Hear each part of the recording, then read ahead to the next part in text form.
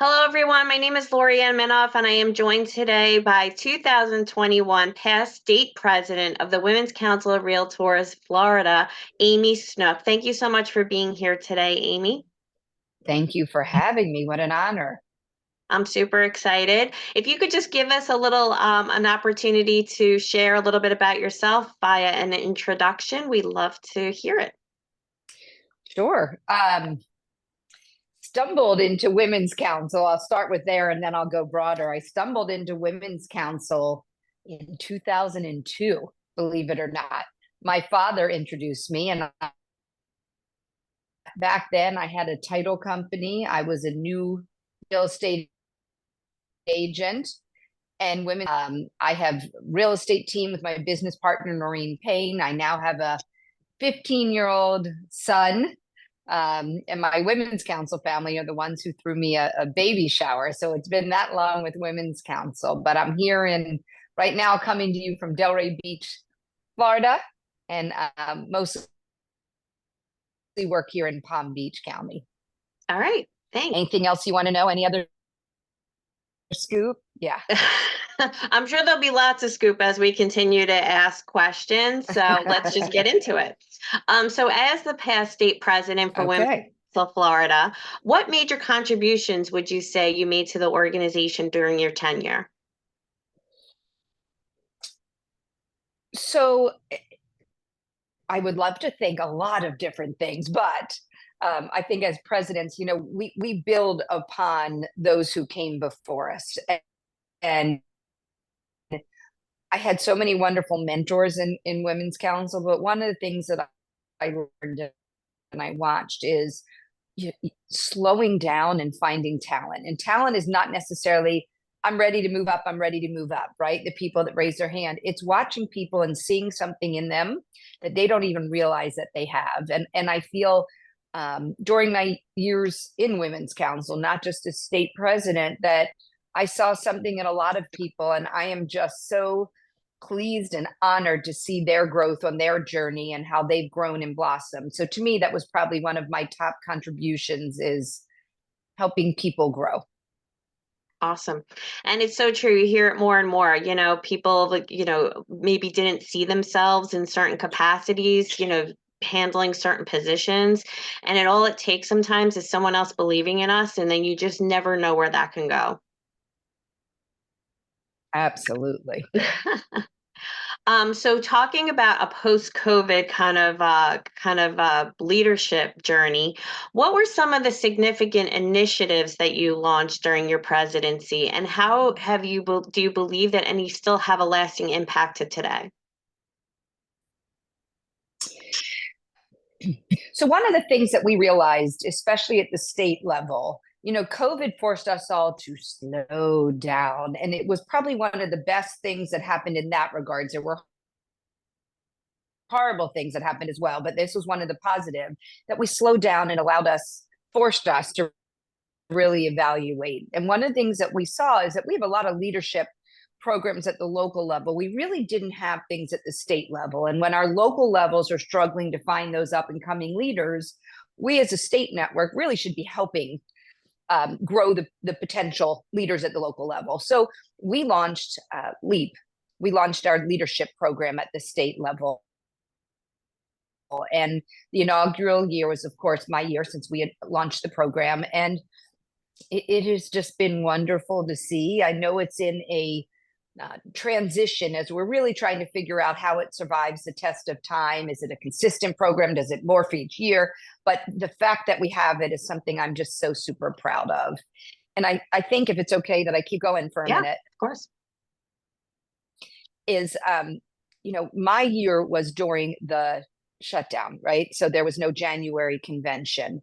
But we wanted to do an installation, and really we wanted to bring everyone together. So we did a very mask mandatory, checking temperatures, all of that. And we brought everyone together. Granted, it was a much smaller event, but everyone really needed it. And I feel like the messaging there, beyond we had an event, was you can do things responsibly. It doesn't have to always be done the same old way. think outside the box, bring energy. You can do things differently and still maintain the values of this of our Women's Council organization. As a matter of fact, it's funny you brought that up Back to because you. your installation was actually the first state installation that I had attended. So, and I do Oh yeah, absolutely remember that night and wearing the masks, and we made the best of it. So it really was, one of those opportunities to still kind of get back into the real world again and be able to connect with people and be there for a purpose. absolutely. And I don't know if you remember my friend Andre, who was the veteran who was at the time possibly homeless. Just that tribute to him, I still think about it and get the chills. So it was so nice for everyone to rally and support him. So I was really proud of our council at that time. Yeah, absolutely. And did want to touch that I am a LEAP graduate the year after you started, so second year, and so I guess it's like 2 years now, 2022. But also wanted to put that out there, kind of segueing into the I next, love that. yeah, which has to do with your overall leadership style. So, we always have that saying that right leader, right time. How would you say that it differed from maybe some of your predecessors at the state level, especially after, dealing with COVID?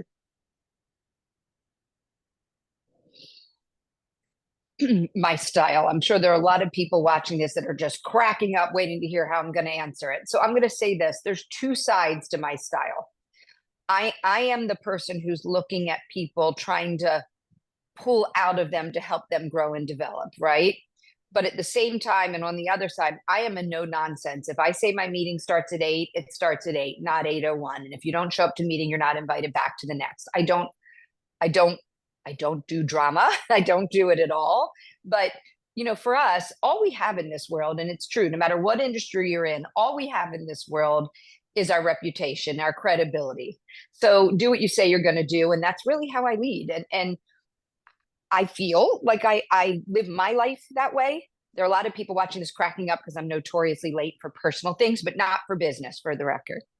Okay. So that's my style. There are two sides, two very different sides. I lead Well, from the heart, but no nonsense. right. No, that absolutely makes sense. And it's kind of something if we're teaching about leadership is that it is very important to kind of, whatever you commit to, stick with it and kind of make sure, Absolutely. yeah, kind of reiterating that back. So again, we touched on a little bit of the challenges that you faced during your presidency, but any additional things that you wanted to discuss and maybe address some ways and challenges that you had to consider? Sure. And I'm going to share a story, not going to share network specifics, but it was one of my most valuable leadership lessons. Um, because of my style, I had certain milestones that were mandated. I needed to see the network's tax returns, and not just our district presidents, our line officers, but part of the initiative was, hey, we need to run this like a business. Whether it's your real estate business or your whatever you do for a living, you run it like a business. Women's Council should be the same. And one of the initiatives was, we need to see your tax returns and we need to see that you're filing the next round. And we had a network, new incoming officers who found out that their network had not filed in several years, which is mind boggling, but it happened.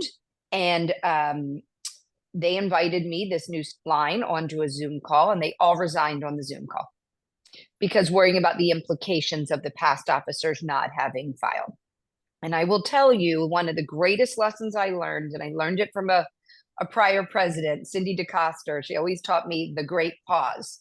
When your emotion goes, it's that deep breath and pause. And you don't need to have an answer that very minute. You just need to ask for a moment to figure it out, whether it's a moment or 2 weeks, but you need time to work through it. And it was one of my greatest challenges and one of the most rewarding ending to a story, because that network, we worked together.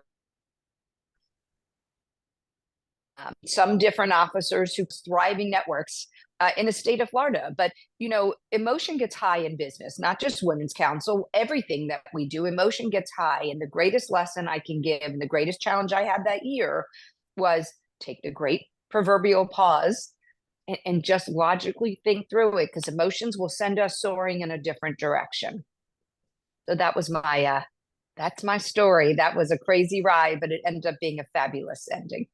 And it's, you know, it's true to how leadership is. Leadership is not always, things aren't always dictated to us in terms of like how to handle this. There's no like guidebook in the, even with the best set of plans. So, you know, have taking a pause, really kind of leaning into yourself, leaning into other people, you know, and their wisdom, and it really kind of, you know, helps you come back and be able to lead, you know, with even greater, you know, kind of in a greater way than you previously would have if you just act based on feelings, because feelings get us in trouble. Feelings based decisions always get us in Well, trouble. don't let your reaction be your response was another Love it. thing that Cindy taught me. Absolutely. I love it. So, what was your vision of the future for the council within this, you know, within the state, and how have you seen it play out in today's terms? And again, we've touched on some of this, but you know, in terms of programming, policies, priorities, you've addressed some of these before. Anything you want to elaborate on? Absolutely. This year, I am chair with Charmaine Hickey, who was president last year for the Women's Council state. We're strategic. Oh my God, what's wrong with me? It went right out of my head. Strategic planning chairs. and, and that's a really important role. It's a big role. And I'm going to go back to my year as president. We redid our state strategic business plan. Well, now we're launching the new business plan, and we're really trying to make sure that some of the initiatives that we launched back in 2021 are now set in stone. And as we evaluate our business plan and moving forward, the one thing that we've realized for Women's Council, and it's probably true for a lot of organizations that have networks all over the state, the country, et cetera, everything, it's not cookie cutter, kind of like McDonald's. No matter where you walk in McDonald's, it looks the same. They serve the same for the most part. And I think that a lot of organizations, especially nonprofits, could learn a valuable lesson from that business model, because it shouldn't be recreated at every local network. Right. So one of the things that we're working on, whether it's national down to state or state down to local, to be able to have some programs in a box, so to speak, to hand to the local networks. They add their flair, they add their personality, and we want them to do that. But the fundamentals, the foundation should be the same. So that's one of the initiatives we started in 2021. Here we are, 2024, that we've made way, but there's still a lot more room to go. And you're going to see that as a big part of our state strategic plan that will be out most likely the beginning of 2025. Oh, that's great. I mean, and I think the kind of different types of planning, and also you know, just the kind of communications that have been set by the state in the last couple of years has really kind of helped, you know, even at the local network level, you know, in terms of that decision making. What should I put in this email? How to, you know, you can do more of a cut and paste and then add, like you're saying, some of your own flair to it. But at least that is, Right. you know, Right. status quo, which is really important and really good. Wanted to talk about, so mentor, Agree. of course. I think there's a slight lag. So mentorship plays a huge part in leadership. So wanted to discuss a little bit about what you believe does your the impact in your own mentorship has had on the council's members within Florida, fostering growth and development. I have been truly privileged to mentor a lot of people over the years. And for those who could tolerate my style, because it is direct and it is honest, I think that together we have grown, right? Me included. I mean, people that your mentees help you grow as well, right? And the one thing I learned is my style works for me, but not everyone responds well to the style. And there's times that either I'm not the right mentor or I need to augment my style or soften a bit, which is not always easy for me. But I can think of several current district vice presidents that I have watched come up that I've privileged to mentor, and just, wow, there's such tremendous reward in that when you take the time to mentor. And I don't know, Lorianne, if it's okay that I share this, but mentoring is one of my passions. So I actually, and this is coming out of Women's Council, I'm starting a side I'm not going to say business because it's not a full-fledged business, but it's called Her Way to Lead. And it is exactly that. It is a 6-week mentoring coaching group because I think we all learn from each other. And and it is because I get so many phone calls, mentor, mentor, mentor. I'm like, you know what? Let me pull everyone together. And it's really on leadership. And that all came from Women's Council. And it really came out of my year as president. And then after being president, when you think I'm done, they keep pulling you back in because they want your brain and your heart. And it's our pleasure to do it. So Women's Council really helped so many of us continue to develop and grow. And I would hope those that I've mentored over the years would speak the same, that they have benefited from it. No, and this is so valuable because I feel like within the organization, sometimes people, if you're tasked with other people, knowing about other people, or if someone tasks you with um, why don't you go out and get a mentor? Sometimes that can be such a hard thing. You're like, where do I go? Who do I talk to? This person's way too busy. They're not going to be able to Right. help me. So I do think that, talking about this kind of stuff really is important because there are so many people, and it is two directional. Like you're saying, it goes in both directions. Like as much as, you feel like you're learning, you may be able to help another person as well. And, and that's kind of like how the whole leadership journey works, in that capacity. So I do think that it is an important side of people understanding and members understanding that these resources are available to us. Absolutely. And can I share one more thing in that Of course. regards? I think the greatest lesson I have learned as a mentor, taught to me by many a mentee, is you ask me a question, you ask me advice. I know how to solve it. Well, I think I know how to solve it, but I tell you the answer. And what I learned over the years is that that's not the lesson. It is the helping you understand how to process, how to learn, and figure out that answer, not getting the answer. And that was a valuable lesson. So anyone who's considering being a mentor, just because we can solve it doesn't mean we should. That was my big aha moment a couple of years ago. I love it. So I know that advocacy, and even our pack is very valuable and important to our industry. So can you discuss any advocacy campaigns that within the state that, were spearheaded during your presidency, and what was the goal? Were they achieved? So we took a little bit of a different path. My predecessor, Paige, ended up creating the Blue Diamond program for our PAC donations, and it was a brilliant idea. During my year in 2021, we ended up doing more community outreach. We certainly wrote our check to our PAC as we always do that, but we went that route, and we partnered with an organization.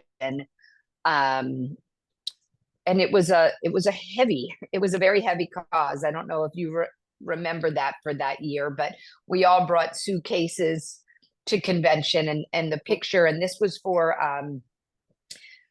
gosh, I can't think of the name of the organization. I'm just absolutely drawing a blank. I'm so sorry I didn't write it down. It'll come to me as we're talking. But there are so many women and teens and men's that have been abducted, especially down in Florida. We started a way they can have as they are being rescued from the clutches of the bad people, and et cetera. And I will think of the name. I'm sorry, I'm drawing a blank, but regardless of that, advocacy can come in many different ways. But for us, the community outreach, and it just tugged at the heartstrings. And I remember the speaker talking about his realtors. If you ever see a home that the door to a bedroom locks from the outside, that's an aha moment that there might be someone who is involved in human trafficking. And that was certainly our cause. And all of a sudden my mind went back to, oh my God, I absolutely have seen that, and went, oh, that's weird. Now I know when I see it, I need to ask more questions and be careful, because there could be another reason that's a valid reason, not human trafficking. But that was our big cause. And it was just such a wonderful, heartfelt support from our organization. Yeah, I will absolutely. I'll share it when we post that when I post this. So I wanted to also talk about some key lessons that you think members can learn from both the successes and setbacks that you've experienced as a state leader. I feel like two parts. You get what you give. right? So just joining an organization and not getting involved, you might pick up some tidbits when you go to education events, etc. But you really want to grow in your leadership skills. And this doesn't mean you have to step up to be a local network president. This is leadership in your home, leadership with your kids, with your spouse, in your religious organization, so many different ways. But leadership is to me, it's a way of thinking. Recommendation to most people is don't just show up, get involved. Um, I have seen so many members, especially strategic partners, who come in and say, I joined, I'm not getting what I expected. And my question is always, what are you giving? What are you doing? And, you're going to make mistakes as you get involved, and maybe you raise your hand that you want to chair a committee or whatever it might be. It's okay that you don't know what to do. One, find your mentor, to go back to that point. But number two, ask a lot of questions. And sometimes it's just trial and error. I mentioned some of my lessons learned as a mentor, and it was watching someone's reaction or their lack of response that made me pause and go, you need to go about this differently. So quiet the mind, think, observe, really take the proverbial step back, what's working, what's not. And that is how you grow. It is the journey, not necessarily the outcome. So that's my number one recommendation. And I'm going to say one other thing. We are so blessed to have so many strategic partners and affiliates that support our local networks. Don't assume they know how to get the business. And for our local network leaders that are listening, maybe a great opportunity is to help those strategic partners and affiliates learn how to grow their business, how to network, how to follow up, teach classes, etc. Because we want them involved, and more importantly, we want them successful as well. That's so valuable, and it's so true. And I Does would that make sense? 100%, and I would agree with you wholeheartedly. I kind of feel like somebody had described to me years ago about any membership organization is almost like a gym membership, and you only get out of it what you put into it. So if you're not putting into it, you're not showing up, you're not a familiar face. People, do business with people that they know, like, and trust. It's age old type of thing. Yep. Same time, it's so true. It really is true. And I think that not everyone does really understand that. So taking the time to kind of educate in that capacity really can be, go a long way and be very beneficial. So looking, we talked about obviously local involvement from state leadership, but looking back over your journey, what key lessons would you tell members that you say that you could have learned from those experiences, and having, experienced them even at the local level that you were able to utilize at the state level? So many, many years ago, when I was at the local level and I was a affiliate back in the day, because although I had my real estate license, I had a title company, and I was told you can never be president. You could never be president. You can't tell me I can never do something. It makes me want to do it 1,000 times more. So I changed my membership to real estate, to realtor member, because I was up the line. Now I come from a corporate America background. I led teams, sales, service, so I knew how to lead. But the truth of the matter is, I thought I knew how to lead. Motivating and leading volunteers is a different type of leadership than when you have the ability to fire someone, right? In corporate America or in any business. So it was a quick lesson in how difficult it is to herd cats. And what I quickly learned that I took with me, and I'm sure most local network presidents realize this lesson as well, you have to inspire people. You have to want to make them show up. And you have to make them want to devote their time and want to learn, want to grow. And it's empowering them. When the audience and realizing I see talent there. What don't you like? I don't like X, Y, Z. How do you think we can overcome it? They have their solution. Great. You're now chaired. Let's do this together. And it's giving people an opportunity, but then not walking away from them. Right. And oftentimes it's scary. Oh my God. But they say yes, but staying there with them to coach them. Let me see your agenda before the meeting. Okay. Let me give you some tips. You want to make sure they look good when they walk in the room and you're sitting in the back of the room silent, or as silent as you can be. Right. It is our job to help people grow. When we say, you lay out your business plan for the year, that people know that these are the dates of all the meetings, this is what's expected, it goes on their calendar. Flying by the seat of our pants doesn't inspire people, it frustrates people. So the lesson at the local level to everyone coming up or living through it today is, don't miss the opportunity to do your strategic business plan, to plan out your year with your involvement of your line. It is a group effort, a group agreement, and then everyone's buy-in to go off and running and communicate it to your members, to the community, give back to the community, train your affiliates. It's a full-blown plan that you're firing on all cylinders. Things are going to come up. We talked about the great pause when they do come up. It's not that you won't have issues, it's how you're going to handle them. And you learn these lessons and you just carry it up the line as you continue to move. And it's just a bigger puzzle. It's a bigger business plan, but it's the same fundamentals and it's the same pieces wherever you go. You just hone your skills and maybe get a little softer as you get older. Right. A little, Right. not a lot. Yeah. Right. So valuable. So as we kind of close out our time now today, any sage words of wisdom, or in terms of like a closing statement, if I knew then what I know now types of wisdom, would you love to be able to share with members? I will thank you. I will just say, don't let fear stop you. Fear is one of the greatest, can be one of the greatest motivators. You're scared to lead, it means it's absolutely your, but when fear stops us, we stop growing. And there are things I am scared to death to do, but I do it because when you get to the other side of it, it's like, wow, holy cow, God, do I feel good? I can tackle anything. And whether it's Women's Council or any other organization, or a role in your business, or growing your business, or creating a team, or hiring an assistant, just slow down, figure out your plan, lean into it, move forward, stop and evaluate, because you're going to need to reset that plan as you go. But not taking that first step will be your greatest regret. I guarantee it. I So love it. those are my sage words. I love it. Or I hope This they're was sage words. fantastic. Absolutely. Well, thank you so much. I can't thank you enough. Madam Past President Amy Snook, this has been so valuable. Really appreciate your time today and cannot wait to see you again. And thanks so much for the opportunity to get to know you better. Thank you for having me. I'm honored. So best of luck. Thanks. All right. Thank you.